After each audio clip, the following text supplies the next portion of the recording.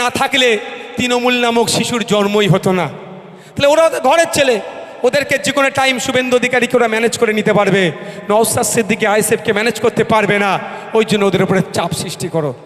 আমি গত কয়েকটা দিন ধরে উত্তরবঙ্গের বন্যাটাকে আমি একটু অবজার্ভ করছিলাম।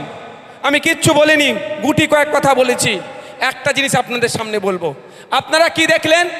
উত্তরবঙ্গে বন্যা দেখতে গিয়েছিল প্রধান বিরোধী দলের দুজন আক্রান্ত হলো এমপি এমএলএ। যারা অভিযোগ করলেন, যারা মেরেছে, 8 জনের নাম দিলেন। 8 জন কারা ভাই? আমি এটা বলি বলে অনেকে রাগ হয়ে যায়। কা আনসারি, মোহাম্মদ, মোল্লা, শেখ, এই তো বুঝতে পেরেছেন, চর্বি এদের বেশি। হলো 8 জনের নাম। পুরো মুসলিম সম্প্রদায়কে বিজেপি ইস্যু পেয়ে গেল, গালাগালি করলো। করেছো তো ভাই? এরপরে কি দেখলেন? মমতা ব্যানার্জি সৌজন্যতা দেখাতে গেলেন। উনি ওনার দলের লোককে দিয়ে পিটানি খাওয়ালেন। উনি না হলে অন্য নেতারা খাইয়েছে, উনি সৌজন্যতা দেখাতে গেলেন। এবার বলুন, 5 জন অ্যারেস্ট হয়েছে এখন পর্যন্ত। এই 5 জনগুলো কারা হলো বলুন?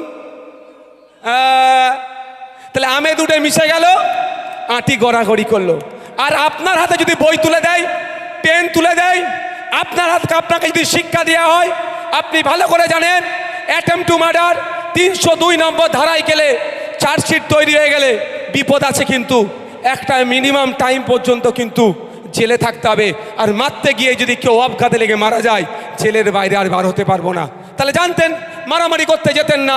কিন্তু আপনি যাতে না জানতে পারেন, আপনার হাত থেকে বই পেন খাতা কেড়ে নেওয়া হচ্ছে। এটা শুধু মুসলমানদের কাছ থেকে হচ্ছে না, দলিতদের কাছ থেকে কাড়া হচ্ছে, আদিবাসীদের কাছ থেকে কাড়া হচ্ছে, মুসলমানদের কাছ থেকে কাড়া হচ্ছে, পিছিয়ে বর্গের যারা আছে তাদের কাছ থেকে বই পেন খাতা কেড়ে নেওয়া হচ্ছে, শিক্ষা কেড়ে